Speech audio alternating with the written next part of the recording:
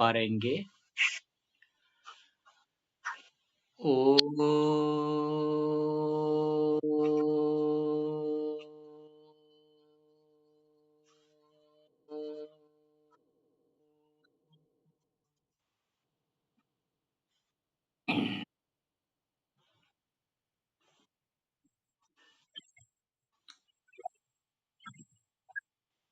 उस परम कारुणिक दयालु परम पिता के कारण से हमारे कुछ कुछ ज्ञान प्रकट हो रहा है। हम सभी साधक उनके बारे, उनका कर्म के बारे कुछ कुछ विषय को अपने अंदर में प्रकाशित कर रहे हैं। उन्हीं की ही दया है। अगर वो चाहे तो शीघ्रता के साथ हमको भाव तक पहुंचा देंगे। प्रथमतः शब्द एक भाव का परिवहन करते हैं। शब्द के उपरांत फिर आप वाणी से भाव को फिर प्रकट करते हैं और वाणी के उपरांत फिर वही तत्व को, वह जो परमपिता तत्व, उनको फिर हम बुद्धि से देखते हैं। पर ये अंत नहीं है। ये तीनों से एक भाव हमारे मन में आता है कि परमात्मा कैसा है। वही भाव संतोष हो जाता है। तो फिर आप वाणी विन्यास और बुद्धि विन्यास में स्वयं की प्रगति को रोक लेते हैं। आप अच्छे अच्छे विषय को सुनते हैं, अच्छे अच्छे विषयों को बुद्धि में रखते हैं। ये तो बहुत अच्छी बात है। पर ये अंत नहीं है। आपको ये जानना पड़ेगा कि परमात्मा वाणी से कहा नहीं जा सकता। वो सुनने से आप जान नहीं सकते। हाँ, थोड़ा तो बोध हुआ ना। वही आकांक्षा में हम प्रत्येक दिन ये सत्संग करना उचित है। ये हमारा जो फाउंडेशन है मकान का, वही यही ही है। अगर ये फाउंडेशन, ये दीवार का नींव अगर सही है, तो फिर आप ऊंचाई तक उस दीवार को बनाने के लिए सक्षम हो जाते हैं। तो वही फाउंडेशन के बारे अभी तक हमारा चर्चा चलता रह रहा है।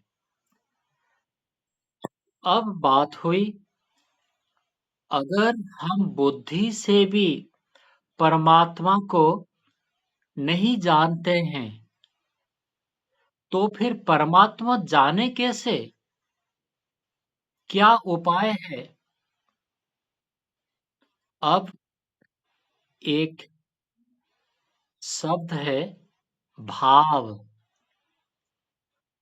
परमात्मा आपका वाणी को नहीं देख रहा है। परमात्मा आपका बुद्धि कितने प्रखर है, उसको उनका आवश्यकता नहीं है। परमात्मा उस वाणी और बुद्धि से आपकी भाव कितना आ रहा है, उस भाव को वो अपेक्षा करके है कि मेरे बेटा, मेरे संतान सच में मुझे पुकार रहा है? तो अगर वो सच है, सच में अगर पुकार रहा है, वो जान लिया, तो फिर वो पिता बेटा से मिलने के लिए आतुर है, तुरंत मिल लेता है, एक क्षण में बोध हो जाता है। हम सभी यहाँ जितने जन हैं, 6 हो, 5 हो, जितने भी हों, हम सभी का एक बोध कभी-कभी आया हुआ है। सभी को एक क्षण में शांत लग जाता है। कभी ध्यान करते-करते एक मुहूर्त ऐसा भी आ जाता है कि उस स्थिति से आप उबरना नहीं चाहते हैं। ये मुझे लगता है आप सभी का यही अनुभव आपको मिल चुका है। बहुत दिन हो गया है, कभी तो मिला होगा एक क्षण। ठीक है, तो जो विषय में मैं बोल रहा था कि उन्होंने वही परमात्मा हमारा भाव को ही देखता है।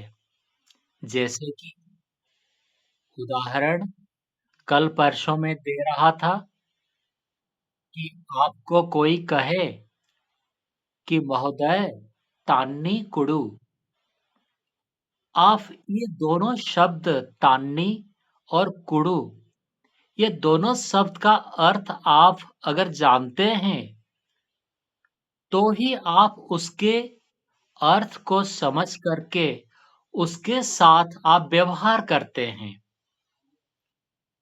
अगर आप जान लिया कि ये तान्नी कुडू का अर्थ है, मुझे महोदय पानी दीजिए, इतने आप जान लिया, तो फिर आप वहाँ जाकर के कहते हैं, उनके भाषा आपको पता नहीं है। आप जाकर के बोलते हैं, महोदय कृपया ये पानी लीजिए, तो फिर उन्होंने देखता है कि ये जो द्रव्य है, ये द्रव्य मैं माँगा था या नहीं माँगा था। अगर वो उसको पहचान लिया कि ये द्रव्य उनका तृष्णा निवारण करने की सामर्थ्य रखता है, तो फिर आपको वो कुछ नहीं कहता है। आप तो पानी दिया ना, वो माँगा था तान्नी, पर ये तान्नी और पानी ये 2 शब्द ही है, 2 शब्द मात्र है और ऐसे उस एक पदार्थ को दोनों शब्द सूचित कर रहे हैं। उन्होंने उसको देख लिया कि हाँ, ये जो पदार्थ है, ये व्यक्ति कुछ भी कहे, ये पदार्थ मुझे चाहिए, ये ही मैं माँग रहा था। अगर आप भी कभी-कभी, कभी-कभार ऐसे भाव में आ जाएँगे, परमात्मा का आध्यात्मिक चिंतन होते-होते ऐसा कभी ना कभी आपको शांति का एक स्थिति आया होगा। वो प्रभु वही भाव को ही देखता है। आपको पता नहीं था तान्नी कुडू, तभी भी उनको अगर लगा आपको अगर लगा कि वो ऐसे-ऐसे करके दिखा रहा है, तो उन्होंने अपना भाव को अपना वाणी से या तो अपना हाथ से दिखाया है। लेकिन क्या आप अपना भाव को मन में आप दिखा नहीं सकते? वाणी और ये आचरण, ये सारे तो हमारा अंग-प्रत्यंग और मुँह से उत्पन्न होता है। परंतु वही परमात्मा ये दोनों को नहीं देख रहा है।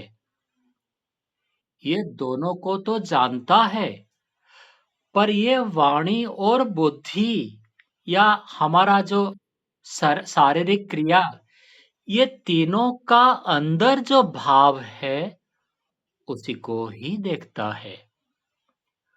वो देखता है कि ये जो व्यक्ति इतने बड़ा डकायत था, ये मड़ा-मड़ा क्यों बोल रहे हैं?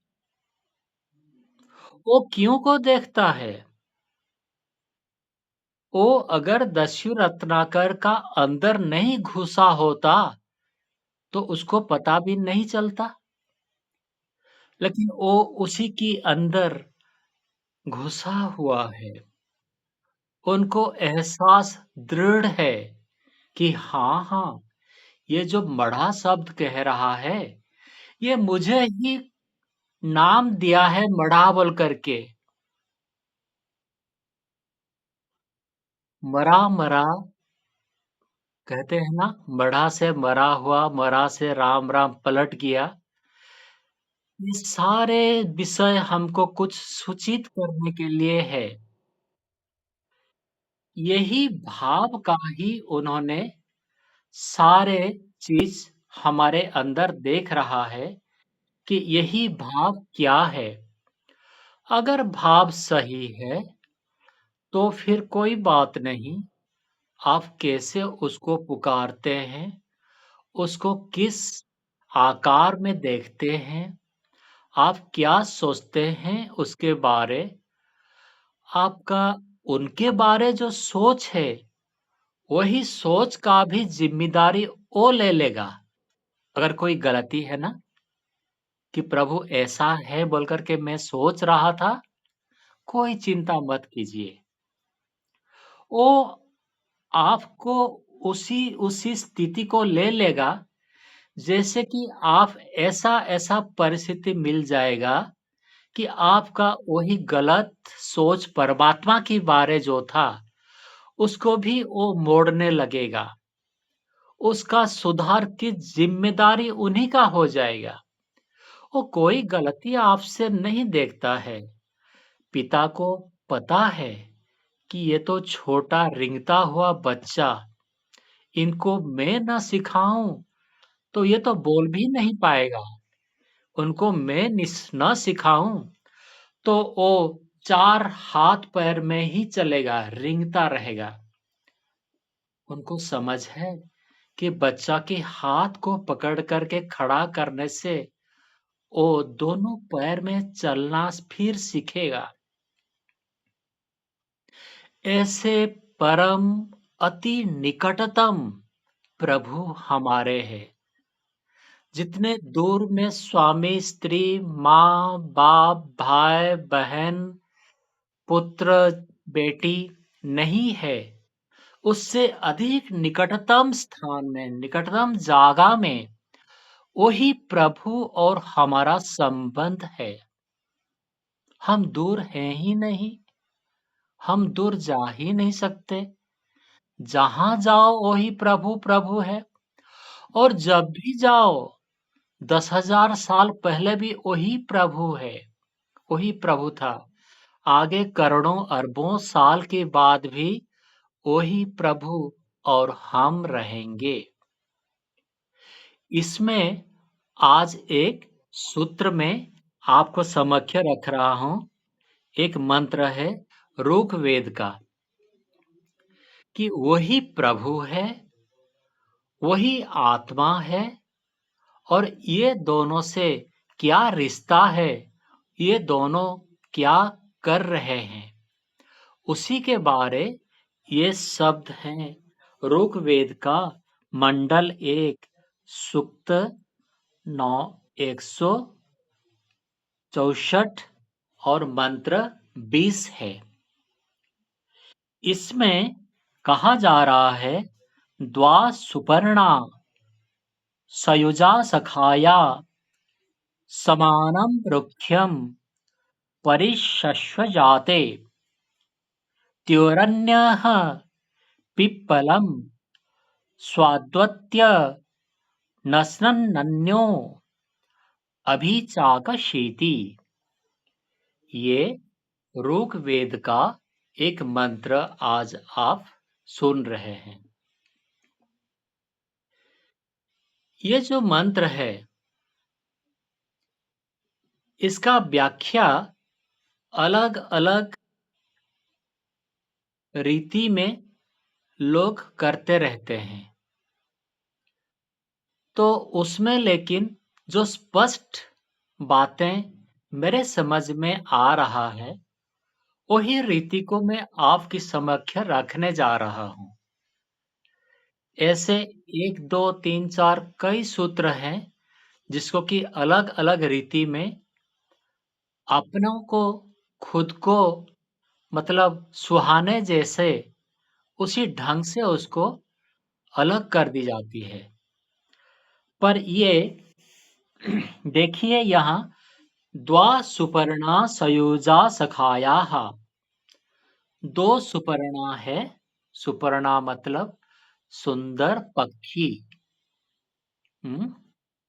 2 सुंदर पक्षी हैं और आगे फिर कह रहा है समानम वृक्षम।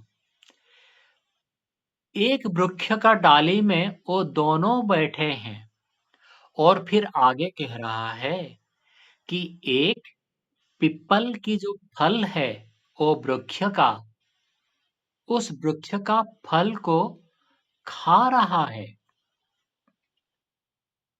और जो दूसरा है वो देख रहा है कि ये जो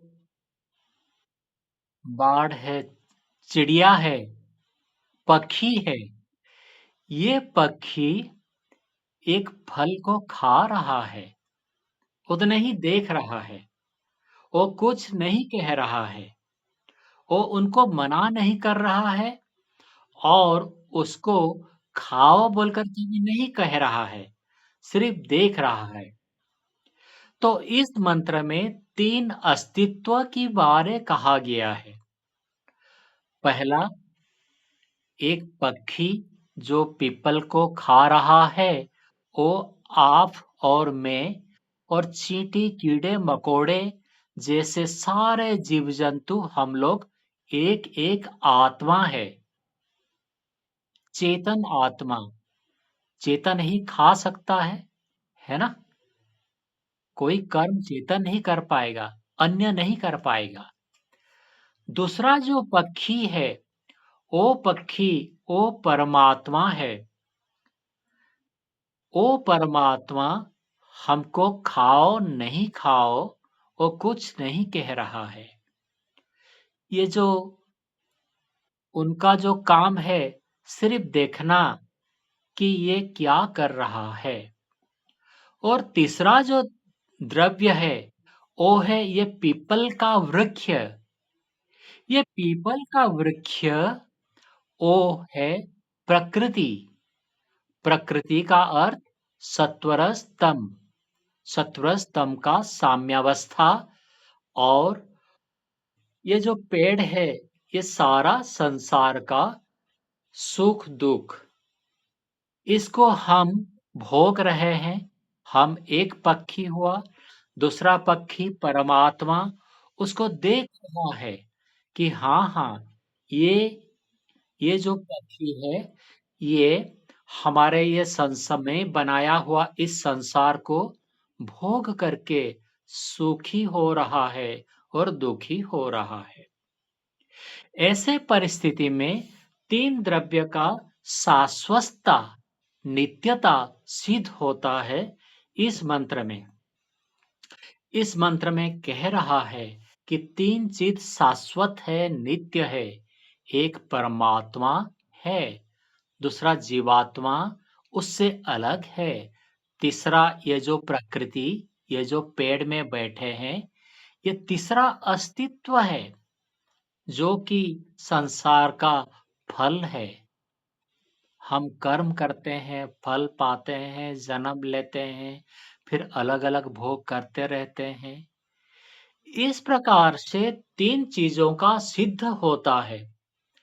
इसी के आधार पर त्रेतवाद टिका हुआ है और ये जो त्रेतवाद है, इस त्रेतवाद के एक द्रव्य प्रकृति है, मैटर, उसी को विज्ञान भी नित्य कह रहा है।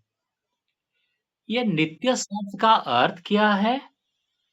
एक शब्द आप सभी लोग जानते हैं, matter can neither be created nor be destroyed, but it can be changed from one form to another. ये जो one form to another तो सभी लोग समझ जाते हैं, लेकिन राज यहाँ पहला पार्ट में छुपा हुआ है। Matter can neither be created nor be destroyed. उसका मतलब क्या है? ये बिना दर्शन शास्त्र में कोई भी व्यक्ति हृदयंगम नहीं कर पाएगा।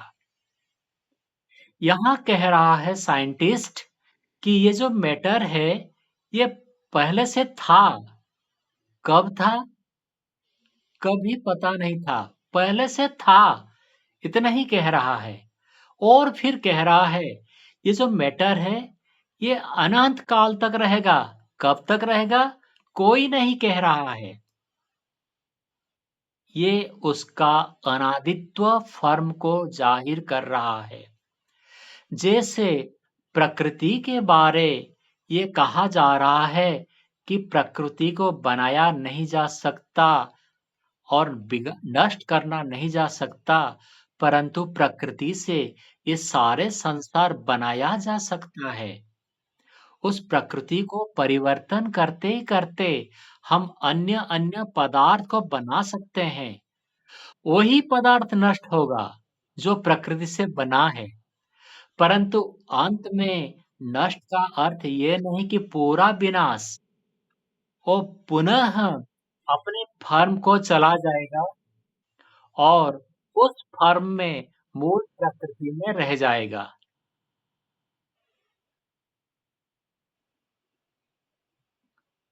ओके, कोई एक साउंड आ रहा था तो इसलिए मैंने सोचा कि मेरे फोन का है क्या बोल के। तो ये जो तीन द्रव्य हैं, आप याद रखेंगे थोड़ा, क्योंकि आगे ये सारी बातें आएंगे, छोटी छोटी याद रखना है। प्रकृति, जीव, प्रकृति, आत्मा और परमात्मा, ये तीन चीज ये पहले से ही था, अनंत काल पहले से था और अनंत काल बाद तक रहेगा। ये कभी नष्ट नहीं होते। आप लोग सुने होंगे, जो मैं अभी कहा तो वो एक बात है प्रकृति के बारे, साइंस कह लिया है कि ये अनादि है। और गीता भी कह रहा है, क्या कह रहा है आत्मा की बारे? नैनं छिन्दन्ति शस्त्राणि नैनं दहति पावकः न चैनं क्लेदयन्त आपः न शोषयति मारुतः। वो भी कह रहा है, वो बोल रहा है कि ये जो आत्मा है ना, ये नष्ट नहीं हो सकता। किसी के हिसाब से भी कुछ भी कर दो, उसको काट नहीं सकते, जला नहीं सकते, सुखा नहीं सकते, कुछ भी नहीं कर सकते। आत्मा जैसा है ऐसा रहेगा ही। तो हम सभी के अंदर जो आत्मा है, वो अमर है। हम सिर्फ, जैसे अभी ये स्वेटर में चेंज कर दूं, आप शर्ट चेंज कर दें, ऐसे ही हम आत्मा, ये शरीर रूपी ये जो ड्रेस है, इसको चेंज कर देता है। दूसरा एक मकान मिल जाता है, उसी में फिर ठहरता है। तो दोनों चीज, आत्मा के बारे गीता कह रहा है कि ये अनादि है। प्रकृति के बारे विज्ञान कह रहा है, matter can neither be created nor be destroyed. Matter, प्रकृति अनादि है। और बचा परमात्मा। परमात्मा के बारे कई श्लोक आप लोग पाएंगे। एक श्लोक में एक बोल रहा हूं सूत्र, क्लेश कर्म विपाक आशय अपरामृष्ट पुरुष विशेष ईश्वर। इसमें परमात्मा को क्लेश कर्म विपाक और आशय, ये 4 चीज से अपरामृष्ट कहा है। वो कभी ऐसे ये 4 चीज उनको छू नहीं सकते हैं। इसके बारे और एक दिन चर्चा करेंगे।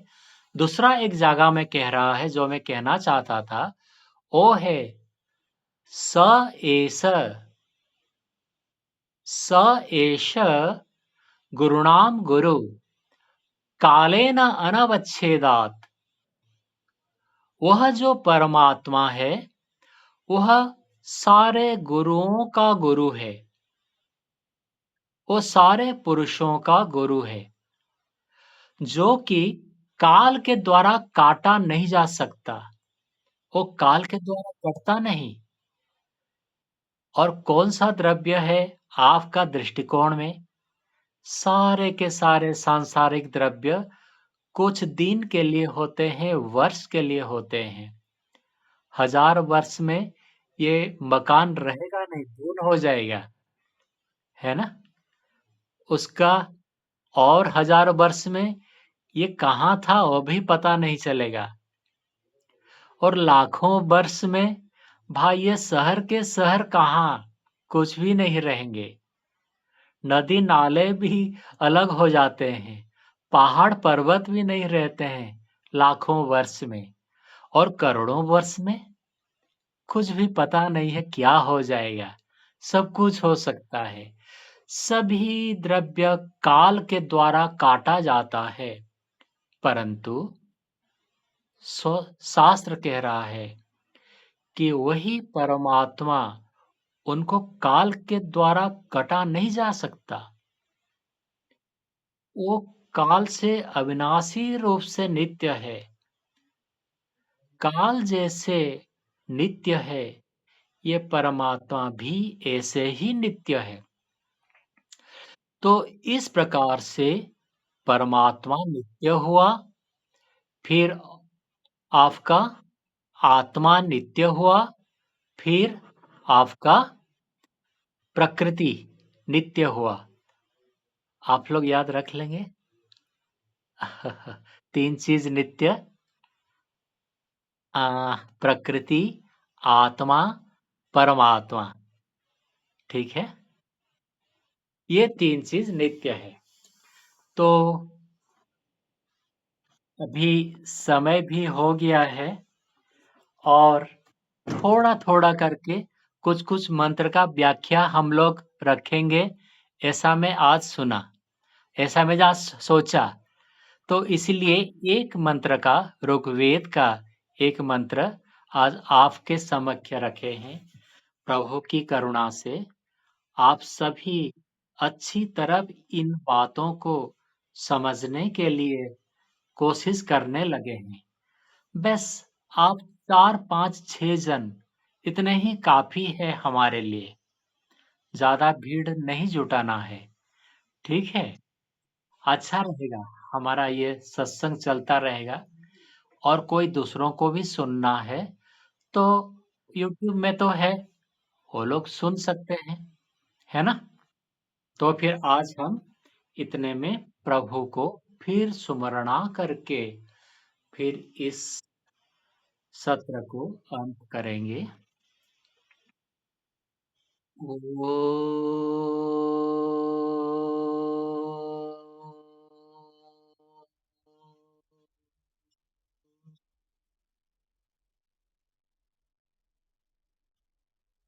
सादर नमस्ते।